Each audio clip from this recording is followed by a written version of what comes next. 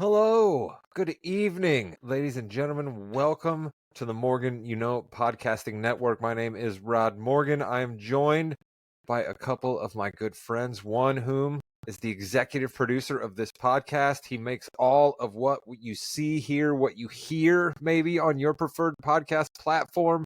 Maybe you're watching it on YouTube. Maybe you're checking it out on Facebook. Apparently Twitch, I'm told, we're available there. You can like our page on YouTube. You can follow us on Spotify. We're big on the TikTok. Can I sound any older by saying we're big on the TikTok? All because of one man, and that's this man below me on screen. If you're watching, his name's Jimmy Jamriska. Jimmy, hello. Chris thinks TikTok is the thing that his grandfather clock makes going back and forth, so you're up on him already. That's very true. It's a low bar for me to be younger than the old man, our old friend. He's up in the box with me on top of the screen here. He's with me an awful lot, and he is soon to be heard on a Saturday Night Live draft. Not just talking sports. Always interesting when we get Chris King's pop culture takes. Look forward for that one in the future. Chris, hello. I mean, you guys are just going to witness me winning another draft. I don't know what's so surprising about that. It is unfair, basically, that you were already a late adult when Saturday Night Live premiered in 75 years before Jimmy and I and Pete, the other gentleman who will be doing this draft, were born. I have watched every episode live, I guess, so. You've watched every single episode live. I love that, Chris. Well, listen, we are recording this podcast right now during Game 6 of the NBA Finals. Jimmy has a few other NBA-related items we will talk about here soon, but I thought we don't want to chop up the NBA Finals. It's going to make no sense. By the time you listen to this, the Finals are either going to be over or there's going to be a Game 7 that's going to be played on Sunday that we also couldn't talk about. So we were just kind of in a weird spot. So I thought, you know what? The season is about to wrap up. This could literally be the last NBA broadcast. And when we come back next year, we've heard about this all year long, but now it's upon us. Amazon will be broadcasting games next year. NBC will be broadcasting game next year. Inside the NBA will be airing on ESPN. What's that going to be like? Are they going to let them run till forever in the night? Are they going to make them do as many commercial breaks as ESPN makes their halftime and pregame show do? So that's all up in the air. So I thought, instead of just pointing out what's going to be new next year, we'll get there. What do we want to see from an NBA broadcast? Jimmy, we just went through another great year. We've seen a great playoffs. What do we want to see from an NBA broadcast? What are we not seeing? Tell me about the state of NBA broadcasts in your humble opinion.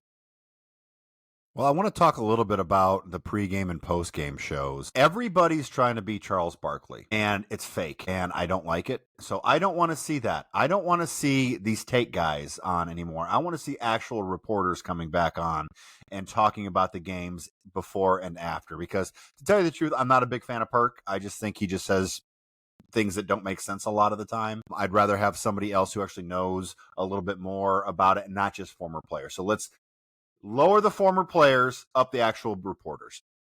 I like that.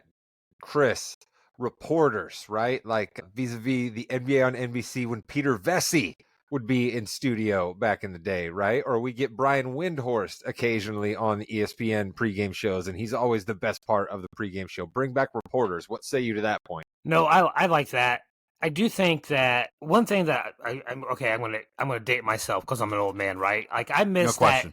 I miss the Inside the NBA, that weekly show we got every Saturday, early afternoon before those Saturday day games started. Like, I miss that. Like, give me that Inside NBA where you get some actual stories, like a good reporter type journalistic story about players in the NBA. Get Do you the mean fans inside like stuff? to know Are you about. talking about? Are you talking about inside stuff with Will Obey and Ahmad Rashad? Is that what you mean? Yes, inside stuff. Thank you. See, I'm not the only old man. All right. No, definitely not. Well, that you was didn't remember it, so it's pretty old. Hey, yeah. I definitely didn't remember the title.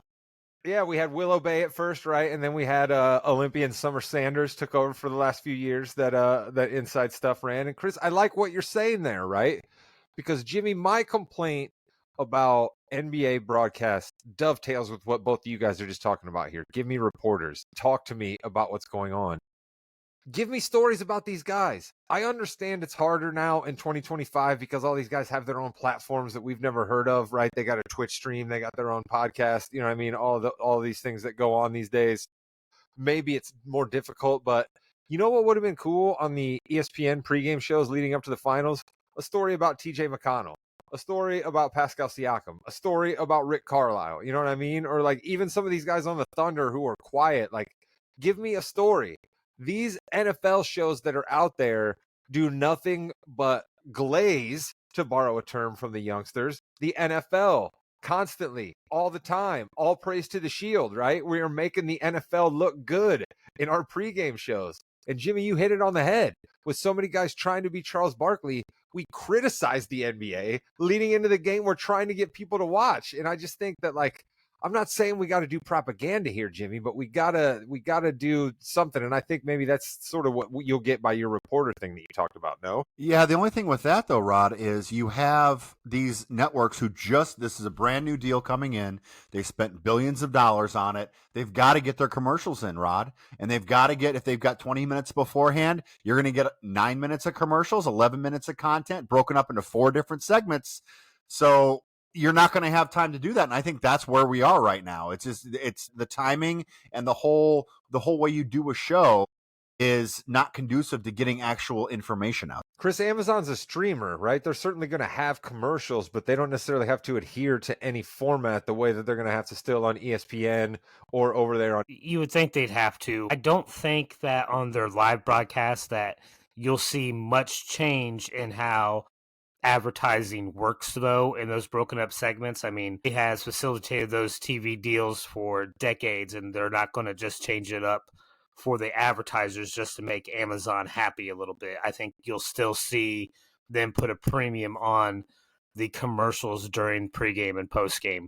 But Amazon's in a perfect position as a streaming service to put on those additional type shows, like that half-hour show that comes out once a week, maybe a recap, couple extra stories, get people to know who Alex Caruso is before the finals, right? Like, that's an interesting, like, if you're an Oklahoma City fan, you know who he is. If you are a fantasy basketball fan, you may know who he is.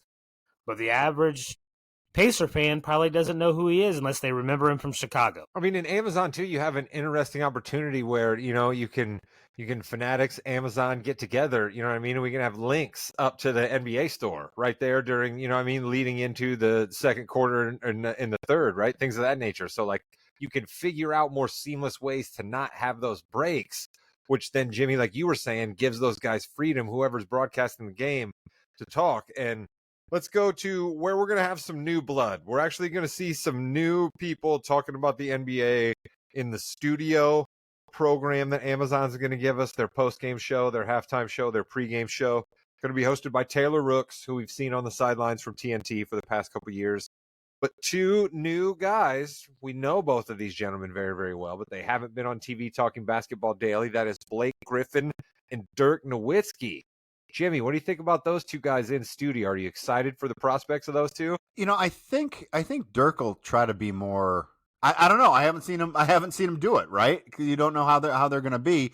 I know Blake Griffin's a little bit more of a character, which is kind of cool. But then it goes back to, what are they going to do? Are they just going to try to be something they're not? Are they going to say exactly what they're feeling, or they're like, hey, I'm still a little too close to these guys, I don't want to say anything bad? I'm not even cautiously optimistic. I'm not that optimistic, honestly.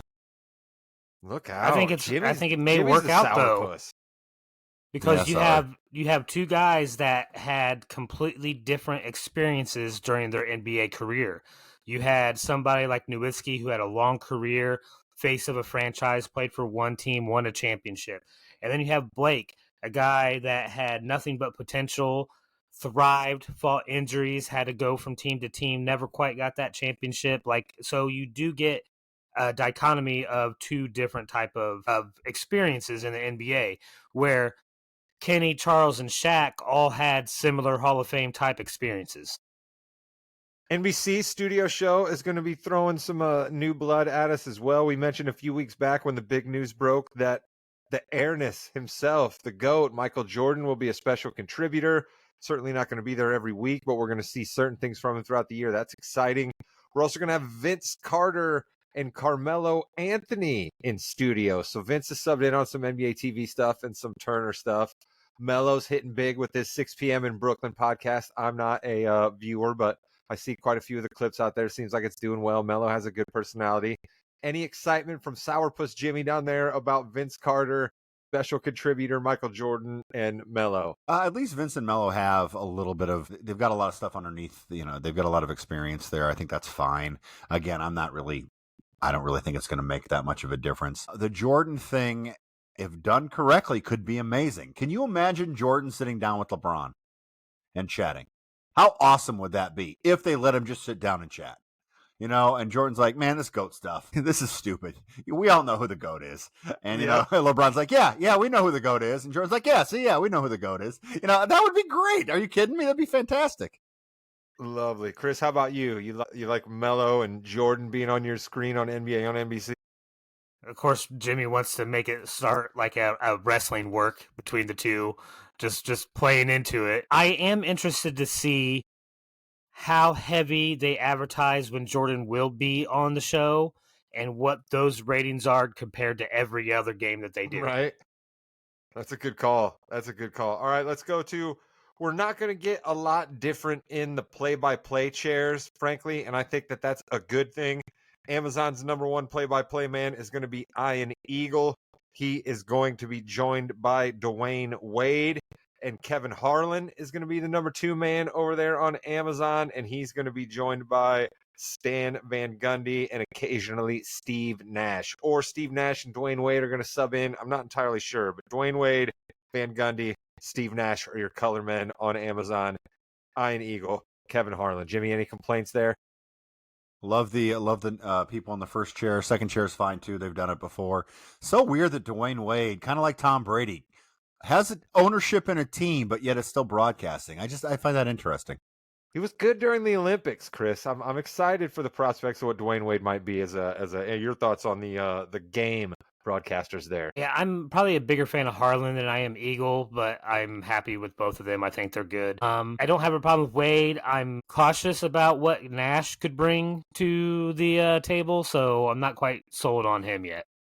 Actually, I should have asked before we got here, and Chris, you kind of alluded to it there. What do we want from an NBA broadcast? What do we want from our broadcaster? What do we want from our analyst? Is there anybody doing the game right now, particularly that we'd rather not hear from? You know what I mean? Are we disappointed that Stan Van Gundy, for instance, is coming back? He can be a light rod at times. I like Stan personally. What I want is a broadcaster who can seamlessly joke if he needs to, and then jump right back into the game and hit it with the emotion. That's what I need out of my broadcaster. I don't want somebody like Mark Jones can sometimes get on my nerves a little bit because I think he's taking it all just a little bit too loosely at times and trying too hard to work in his new phrases a la Gus Johnson at times. So he gets a little bit on my nerves. But I like a guy like Brian Anderson, somebody who's a little bit unsung. I think when Brian Anderson gets to rocking the emotion, he can do pretty well, and that guy rolls with the punches. So that's what I'm looking for. Chris, what do you want out of, I guess you said, Jimmy, what are you looking for out of a broadcast of a game? I really like Van Gundy just because he's a wild card. You never really know. I like the old coaches who have a personality and are not afraid to say what they should be doing. I think that's really good, even if it's wrong. Even if I don't agree at all with what they're saying, it's still kind of neat to see, hey, this is what they're talking about right now. This is what's going to happen, and then it happens. That's kind of neat. And let's go over to NBC, and we'll talk about who's doing play-by-play there. It's new but familiar, I guess, would be the way I would describe NBC's number one and number two chair. Number one is Mike Tirico, absolute stone cold professional. I've never complained a day in my life about Mike Tirico. I'm not going to start now. I think the guy is fabulous at horse racing. He's fabulous at golf. He's fabulous at the Olympics. He calls Sunday Night Football. He's now going to call basketball. He's done Notre Dame football games. Love Mike Tirico. And I say familiar but new, Noah Eagle. Yeah, that's right. Ian Eagle's son, Noah Eagle, will be calling number two games over on NBC. And then their color analyst, as of right now, we only have two of them. We have Reggie Miller, who essentially, whether we like it or not, gentlemen, he's the number one color analyst of the NBA, right? Like he's the number one guy. He's been around for the most years. People sometimes don't like him, but everybody knows Reggie Miller from all of his years in the NBA. So like, he's the number one guy. He's going to be calling with Mike Tirico, and Noah Eagle's going to have Jamal Crawford. Chris, any thoughts on that team? I will say that, like it or not, Reggie gets respect from current players and former players alike, right? He will go on every podcast. Young and old players respect him. I think he will get a lot more honest and open answers from players when he gets that part of the role. And I'm a fan of Reggie because I'm a Pacers fan, all right? He's one of my he's on the Mount Rushmore of Pacer players, right? Like, let's not get it twisted. He's great. So, of course, I love him. So, I'm going to love everything. But I do think it'll be good for him to keep him on as that color commentator and to also be able to do those interviews with the players that get aired during the game or at halftime. Jimmy, Tirico, back calling NBA games. You got to be excited. He did it for ESPN back in the day. I'm sure you remember. Of course, I love Mike Tirico like you do. He's the consummate professional, does a great job, explains everything. He doesn't try to be over the top. He doesn't try to sell himself. He doesn't try to put himself over, if you will. I really like that. And Reggie Miller's good. I mean, he's good. I know people got mad at him for the Pacer stuff. What do you expect him to do? I'm sorry. Yeah. Like, seriously, people. Like, you're telling me that none of these announcers have anybody they want to win or not. I mean, you listen to any game, you know which way the announcers want it to go. I mean, and that's fine, but don't give me this stuff about Reggie. Of course he's going to root for the Pacers. To me, it would be disingenuous if he was trying to act like he wasn't rooting for the Pacers. You know what I mean? Like, he famously had a chance to come back and play with the big three. Right. They even tried to get him to play for the Clippers, and everybody thought it might happen. And he never did because he said he was a Pacer once. He's only going to be a Pacer. And that means something, right? In 49 other states, it's just basketball. In Indiana, it's different, right?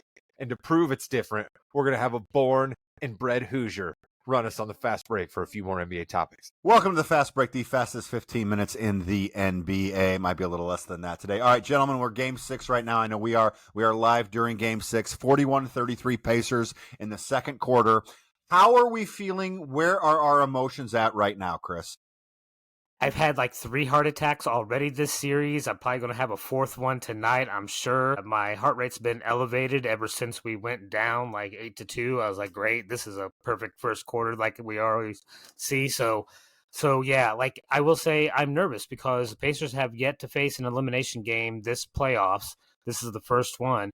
I'm hoping that the series kind of goes how their games usually do, where we come back in the 4th quarter from an insurmountable, almost impossible deficit and then squeak out the victory. Rod, does it matter at all what happens in the first 3 quarters here, or are we just waiting for the 4th quarter? Man, that is such a good point. With this series and with so many of the other series the Pacers have played in this postseason, we're definitely waiting for the 4th quarter because there's been a lot of times in the 3rd quarter of these games where I think they've been won or lost, right? Or where you can see that the team that's up couldn't get it to 16 points, couldn't get it to 17 points. So that means that we're probably in for a tight game here. And I think the Pacers, I hate being this guy, I really do, but I feel it wholeheartedly in my bones. When they lost game 4, I was like, that's it. That's the one. When you're the underdog team, the Pacers, you got to have them down 3-1. You got to have them scrambling. When you let them up off the mat to win game 4 in that crazy fashion, I think this thing was swinging against the Pacers. But I'm not surprised that they're fighting right now. And it could very well go to game 7, but I don't like the Pacers' chances at game 7 in Oklahoma City. You know, game 5 was so weird because the Pacers were down by so much the entire game. And then all of a sudden, Chris, it gets down to 2 points. Like, wow. And then I sneezed. And then it was back to 10. And that is what scares me about this Thunder. And I know the Thunder are scared about the Pacers in the same way, but the fact that they jumped like 5 passes in a row, I just didn't understand what the Pacers were trying to do there. Right. And it's obvious they got too complacent, to be honest, because I was pumped. I was like, okay, this is typical. Let's get back in this. We're about ready to tie, really make this a game. And then, yeah, you're right. I blinked a couple times and we were back down by 10 because we got a little bit too complacent. And I think that hurt us in that game 4. I think some part of us and the team expected to be able to win on our home court. And we did play well and essentially had control of the game for almost the entire 4th quarter until the last 5-6 minutes, and that can't happen with this team. We have to keep playing like we're still 10 points behind, even if we're 10 points ahead.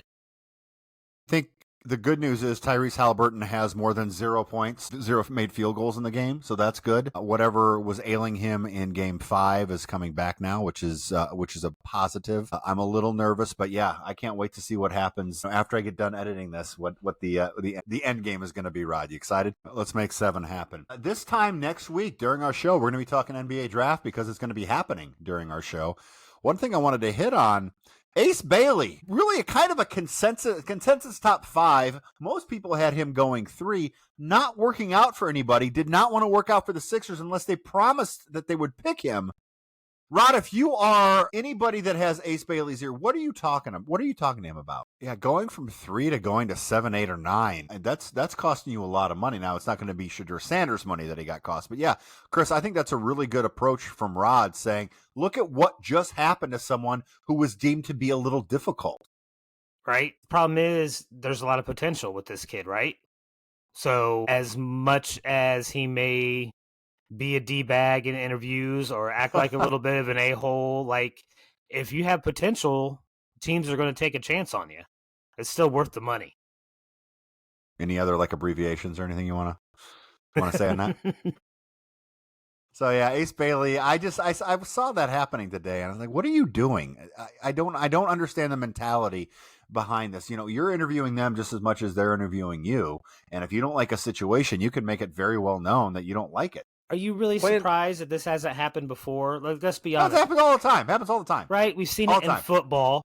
We've seen it with constant numbers of people, and now with players getting treated like they're AAU superstars now in college with NIL money, like they're getting this type of, for lack of a better term, star treatment their entire life. So they still are expecting it. That's got to be part of this. Yeah, it does. Starting from the 13th pick to the 30th pick, there was only one pick that has not been traded to another team. That's the Celtics at pick 28. Because, Rod, of all this action, the Indiana Pacers, who, by the way, had just got a Game 5 in, traded their pick to the Pelicans. I love that happens during the finals. It happened with Denver a couple years ago. I believe that worked out pretty well for Denver last time I checked. So, yeah, it's going to be an interesting night as it always is. Can't wait to see what happens in the NBA draft. We've had a gigantic trade where Desmond Bane, obviously that you've all heard about it now if you're listening here, Desmond Bane goes from the Grizzlies to the Orlando for 4 first-round picks, a pick swap, KCP and Cole Anthony. I love, we talk about Bill Simmons on this podcast a lot just because, we like him. He and Chris Vernon had a great back and forth with this. Bottom line is Desmond Bane is a perfect fit for Orlando. I love the fact they went out and got him because, Chris, you don't know if a Giannis or if someone else is going to be there for you. When you have someone who's a perfect fit for your team, you might as well go get him, right? I mean, you're not wrong. Go get him. But is this the price you're willing to pay for a Desmond Bane? Well, I think you need to talk about if this is what you had, who could you have gotten for this other than Bane that would fit your team perfectly? We're giving up just a pick because to unload. Okay, so that takes care of one pick. There's still 3 others is in their first round picks at that. That's a lot. We've seen one more time to be better guys traded for much less. But you hope probably from like 22 to 30. You hope injuries could derail a season like nothing else. You're gonna see it next year with Boston. You saw it in the playoffs with Boston, right? Hey, you saw it. Oh, sorry, Chris. You saw it this year. The team that was in the finals last year has the number 1 pick in the draft. You never know. Jim, you never know when you're going to trade. I just think that these teams talk. Clearly. Do you guys see Memphis trying to use these picks to send to Milwaukee to get Giannis? Yeah, I don't think it's going to. I think Giannis is going to stay unless he says he wants out. But I don't think they have enough. They need to send somebody else over there, and they're not going to send a Jaren Jackson Jr. or John Morant because that doesn't make any sense for Milwaukee or Memphis. But Jackson, they may try to. Quite, but then that doesn't make sense. That doesn't make sense either. I mean, honestly, yes, those 3 and those picks. You got to think about that, right? If you have to trade Giannis somewhere, but that doesn't make sense. If I was Memphis, I would go out and sign Giannis right now, the brother, right? Get him on the team right now. I heard Jeff Teague say, if you want Giannis, so go sign his brother. Guarantee that's going to get him step in your direction. I sure, why not? Go right ahead and do that. You can waste your time and waste a roster spot as well. Someone who didn't waste time after being talked to by the Knicks, Ime Udoka signs a long-term deal with the Rockets, just like Billy Donovan with the Bulls. This is a trend here, guys. Rod, I like it for these coaches, especially. I know I can't remember who said it, but yeah, someone said that they should call Tibbs, give him some flowers, take him out to dinner. Say sorry, our bad. We'll bring you back. Taylor Jenkins, Mike Brown are getting some interviews with the Knicks right now. I mean, does Mike Brown really do much for you there? Taylor Jenkins, maybe. He's a good coach. If I'm any coach interviewing with the Knicks, the one thing I say right off the bat is be like, if I do something that's better than any coach has in the previous 25 years, I want some guarantees I'm not going to get fired. Because you just fired a guy that did better than 25 years worth of coaches before him and you let him go. I need some guarantees. Like, that contract better be fully guaranteed no matter what. It is. I mean, there better be no little clauses in there for a firing for cause so they can get out with a little loophole or whatnot. Like, it better be airtight. Listen, Tibbs is going to do just fine in his next 4 years of getting paid to do nothing. He should, by the way. Tibbs, we do not. Tibbs, no, we don't. All right, the Lakers sold for a $10 billion evaluation. Now, I love this because obviously Bill Simmons and the Lakers go back and forth. Magic Johnson said something along the lines of, once the Celtics sold for 7, I knew we'd sold for 6, we'd sell for 10. And then Simmons says, we'll just keep the extra 5 championships that we have than you do. The Buss family owns 66% of the Lakers, and Walter's side owned 27%, and other people own 7%. Walter offered $4.8 billion for 48% more, which is a $10 billion evaluation. So he basically paid $6.15 billion for a 75% majority. Okay, so it's not that he paid $10 billion for everything. And Rod, Jeannie Buss still gets to keep the governorship, which is huge. I think that's in the contract. I think that's in the contract, though. Well, yeah, but listen, again, we'll see, because supposedly we were told it's in sure. agreement. Yeah, maybe.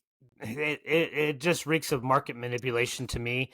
You're going to have a partial owner offer up a certain amount, right? That raises everybody else's who owns even a little bit. Their share will be worth more now. And it really wasn't necessarily something that was open to the market or directed by market forces. This was one guy saying, I'll pay you this much because I'm willing to. And that raises everybody else's valuation, including his previous 23% is now worth more than what it originally was the day before the sale. Yeah, they are. All right, gentlemen, 64-42 at half. I'd rather be up 22 than down 22. It's exciting. But all of us are like, doesn't matter. It does not matter at all. Anything can happen in the next 2 quarters. How are we going to screw this up, Rod? How are we going to screw this up? 0 for 6 tonight. Yeah, 1 point, 0 for 6. Chris, are we going game 7, yes or no? I'm not going to answer that question because I'm afraid of jinxing anything and everything about this game, so you're not getting any more from me. And with that, you've been listening to The Fast Break on the More You Knows Podcasting Network. This has been Balls and Brew. Stay tuned for the Yeah We Know podcast. Hey, Chris, Goodbye, they're Internet. bringing... Nice. Welcome to the Yeah We Know podcast, part of the More You Knows Podcast Network. In the ring of Jimmy, Chris, and Rod. So much to talk about. Let's start with this. Rod, your namesake, your girl. No, not the queen. Liv Morgan in a match with Kairi Sane dislocates her shoulder, has to end the match quickly. Tough break for her, isn't it? Chris, this is the second person in the past month that's been hurt in a Kairi Sane match. This was definitely something that was This was a fluke. Just a fluke thing that's happened 1,000 times. It just happens. Kairi Sane said she's very upset about it because, she doesn't want anybody to get hurt. Up until now, I thought it was a work. Like, I didn't know if it was real or not. I thought maybe it was a work somehow. I didn't know, so that was hard to tell. I know even on the replays, they slowed it down, right? I didn't see anything weird or crazy. Yeah, you can see her arm kind of move a little bit how it shouldn't, and then she rolls outside right away. The doc says, "Are you okay?" She says no. They stop the match. They're not going to do that, generally speaking, unless they're really hurt. This also brings up Evolution 2, the premium live event, the all-women's pay-per-view, in which she was supposed to go against Nikki Bella in one of the featured matchups. So now they're going to have to bring another star in to face Nikki Bella, and then that's going to just have ramifications throughout the card, Rod. Maybe She's that's at the where Rumble. She comes back. At the Rumble. Yeah, she could be there. You would think Trish Stratus would be at the Evolution 2 pay-per-view. Really, she's really old, though. You know, she's in her 50s. There's no way an old person can come back and have a really big matchup in an event, right? There's no way that an which, old by the person way, could hold I a think belt. I'm older than Trish Stratus, which is gross.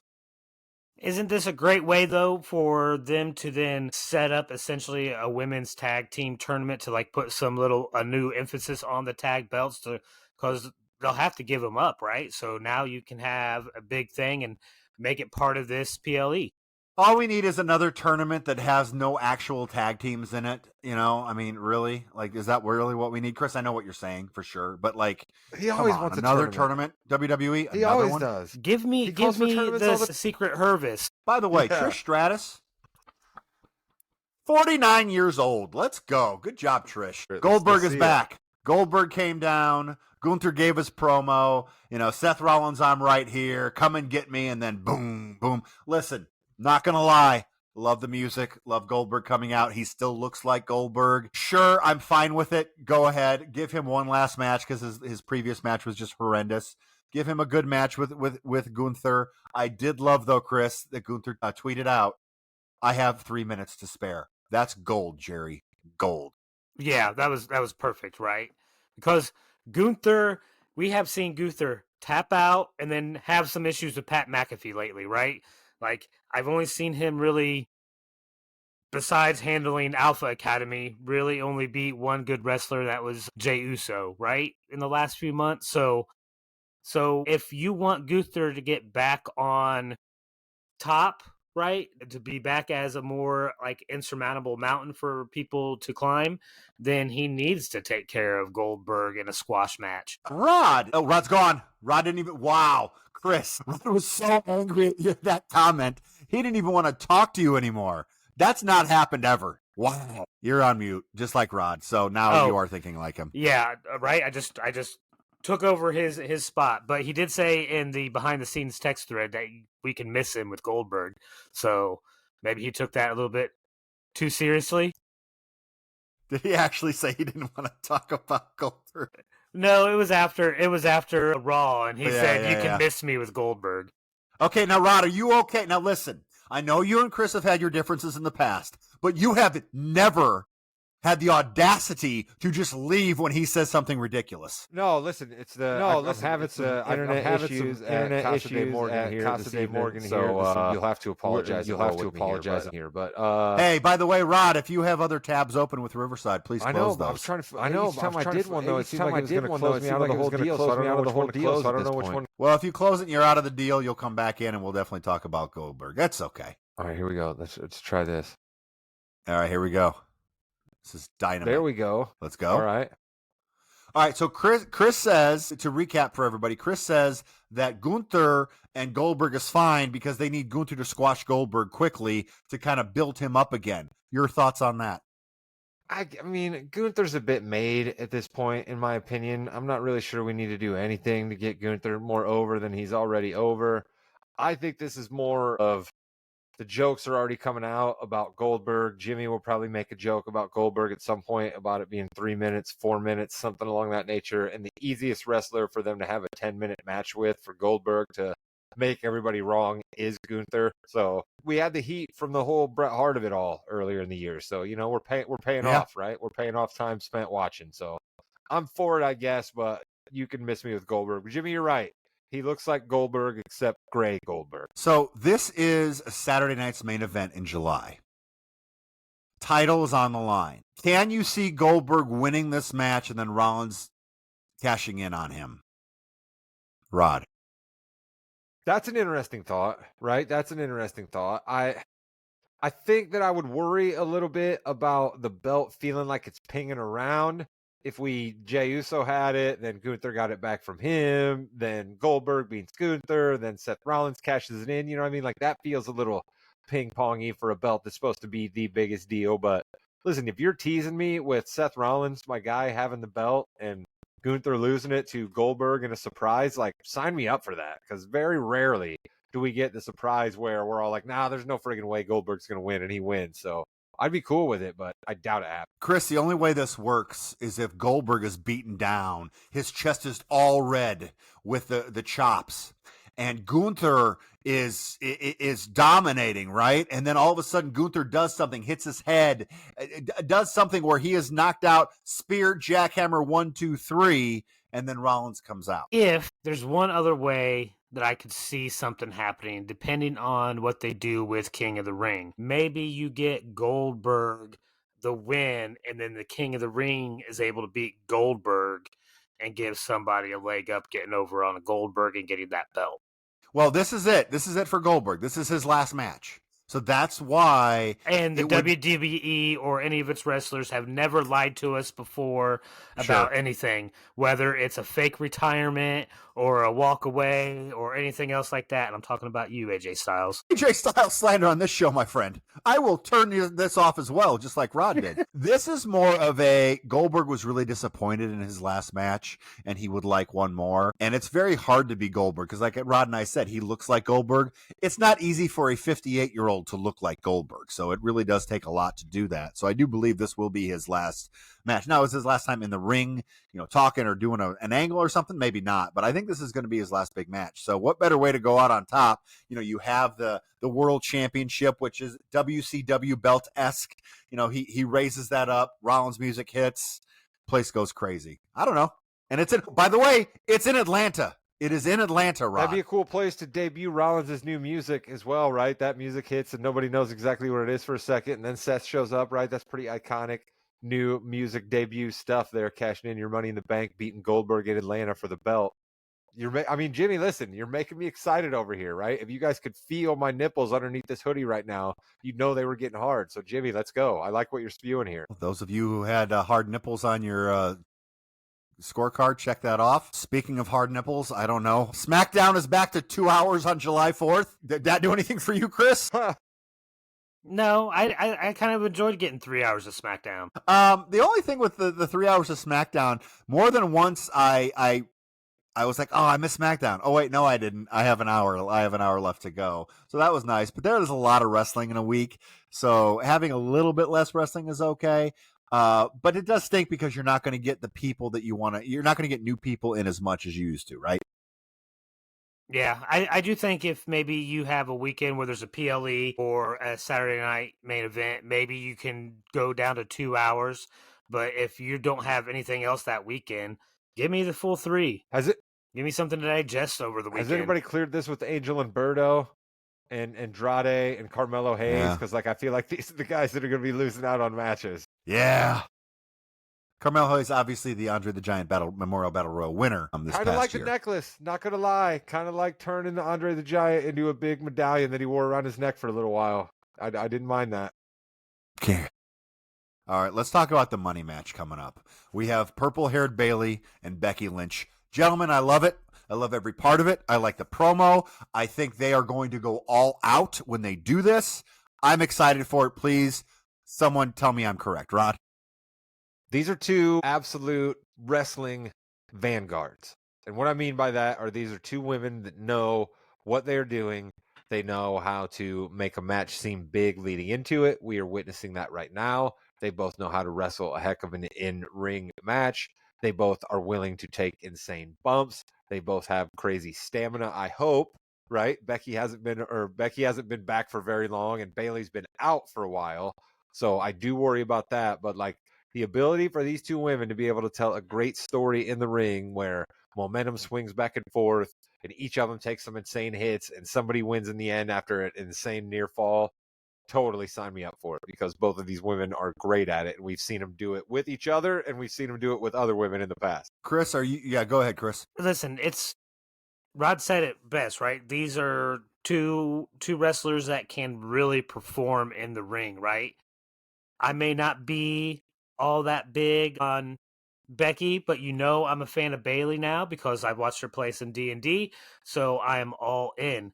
Let me watch Bailey beat Becky down and get the belt. Yeah, I mean, I don't know if you want to prolong this feud at all, or do you want to end it on one match? I guess is what you really need to think about there. No, I want the people that I'm a fan of to win. I don't care about the story as much. I want Becky to win because Becky's staying the only person who is a grand champion with IC belt, women's belt, tag belt, NXT belt, right? She's the only one that's pulled that off. And then the minute Bailey beats her, then hello, we have somebody else who's a women's grand champion. But they're not a grand champion because they don't have a U.S. belt yet. Oh, for the love! I do want it, but they're not eligible for the U.S. belt because they're not on that show, Chris. Because we follow that rule. Yes, there are two distinct rosters. Becky somehow won the NXT belt, so Chris is actually kind of right there. Jimmy just set balloons, and off. I've got balloons going for some reason. I don't know. I didn't do anything. Just went like that. Peace. Okay, fair Jimmy enough. throw it up. Peace. I do want to shout out before I get to Night of Champions stuff. Apparently, Jacob Fatu is mega over, and I love every second of it. Jacob is awesome. I Hate You Solo did it for you, Jimmy. You're all big on that. You love a guy that comes down to the ring with the ski mask on. Like, what are we doing there? I mean, like, I get that you're over and you can do whatever you want, but like, you wear a ski mask over your face and then you wear the belt around your neck hanging off the front of the face too. Like, what are you trying to prove? This is how over I am. I don't have to show my face. Like, what are we doing? All gas, no brakes with it, though. I like it. Chris? I mean, there's numerous wrestlers out there, Rod, that don't show us their faces. So, like, that's not a big change to me. I mean, I don't know. I like his wrestling style, but the all gas, no brakes, that I do like that. Like, give me more of that. I think some of his matches are phenomenal. I can't tell what's going on in this bloodline. I don't know who's bloodline or not anymore. So I guess that means the bloodline is no more. So I'm happy about that. Well, that's good. What I'm happy about is we're going to get Ron Killings versus John Cena next week. I think that's going. Oh, wait, when is that? It's Friday, isn't it? Tomorrow? It's Friday. It's tomorrow. Never mind. Wait a minute. I think it's tomorrow. Yeah, it's already Friday. I'm excited about it, but let's be honest. Ron Killings is going to lose. John Cena is going to win, and we may not see Ron Killings for a long time. Yeah, you're right. You're probably right. You're the more experienced wrestling savant here on this podcast. Chris goes to painstaking efforts to tell us all that he is a newbie and knows basically next to nothing. So, Jimmy, we should take your advice on this here. But what if we went another way? What if Ron wins this match and then he demands, okay, that's it. I beat John Cena. I got to get a title shot. And then we get him inserted in kind of like a three-way dance action here with CM Punk. What about that? I can't believe I just called him CM Punk twice. Yeah, I was going to say, who's that? I don't know who that is. Rod, you will do anything to make sure CM Punk doesn't get a one-on-one title match with You saw right John through Cena. that, did you? I know that for sure. Yeah, I did. Speaking of which, let's go on, Chris. We are going Wait a minute. Chris loves our truth. You're not going to ask him about it? Just double checking something there. It's not our truth. It's Ron Killings. It's the truth. Whatever. So you have a chance, Chris? Do you want him to win? Of course I want him to win. I don't want John Cena to ruin wrestling. Speaking of John Cena ruining wrestling, Brian Alvarez on Wrestling Observer Radio had something pretty interesting to say here. He says, okay, listen, the Cena thing is not working as a heel. Can we please just have Cody Rhodes beat him at SummerSlam and then John Cena right off into the sunset as a number one face in the company for the next 3 months and everything can go back to being normal? Thoughts on that, Rod? Are we just ready to dump this Cena thing? I'm fine with dumping the Cena thing. And you're going to be amazed at what I have to say to you now here. But why does it have to be... You want CM Punk to beat him? Not beat him. I knew that. I need their feud to extend because I don't want the golden boy, Cody Rhodes, to somehow convince John Cena that he has to be gold again. Like, we don't, fine, I'm good. Snooze me with Cody Rhodes being the one that saves wrestling, all right? He's had the yellow brick road laid out for him for long enough, all right? What if it's actually Phil?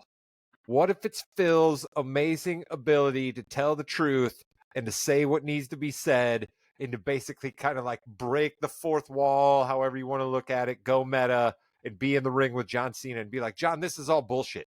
We know this is not you. Why are you doing this? Like, knock this off. This is fake. You're fake. This is a complete farce. You know what I mean? Like, why not? Why not have Phil just completely call him out and then that's how it ends? Chris, not a bad idea. No, I really do kind of want to see John ruin wrestling. Okay. Give me anarchy. I've said it before. That's great for our podcast if there's no wrestling to talk about. I mean, listen, we know it's not going to ruin wrestling, but Wrestling. It has a great opportunity to be a storyline that people would talk about for years and years and years. All right, like if he is able to pull it off, if he's able to walk away with the belt, like that'd be a big thing. Like we talk about certain instances that happened in wrestling in the past. Mick Foley getting his belt, the Montreal screw job, right? WrestleMania 3. There's instances in wrestling that people talk about for years and years, and there's an opportunity to make this situation like that, I think. Kofi Mania. Give me more. The Yes Movement. And then before we leave, we've got all of the, by the time we talk next week, we're going to have the finals of the King of the Ring, which, by the way, as we talked about last week a little bit, kind of means something now. Sami Zayn or Randy Orton will go against Cody Rhodes or Jey Uso at Night of Champions next weekend for that King of the Ring. Roxanne Perez or Jade Cargill, Alexa Bliss or Asuka, who made her triumphant return, will face off in the Queen of the Ring finals. Before we go, which one are you looking to? What matchup would you like to see most in both of those? I would like to see Cody Rhodes, Randy Orton, just because they go way back, and I think that would be a decent matchup there. And then I'd also like to see Jade Cargill against.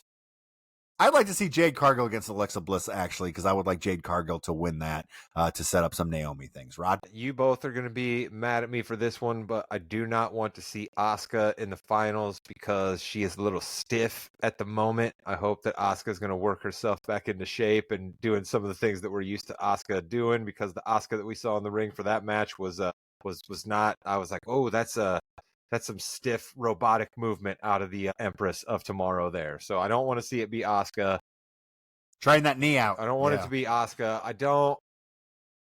I'm basically, anytime Alexa Bliss shows up, Jimmy, I'm just waiting for the Wyatt Six music to kick in at this point, right? I mean, she's doing Miss Abigail all the time. Yeah. And we're making such a huge deal out of it. We just brought the Wyatt Six back. So frankly, anytime Alexa Bliss shows up, I'm wondering when that's going to happen. So I don't know that we need a storyline with her. So I hate agreeing with you, but yeah, give me Jade Cargill. Chris King.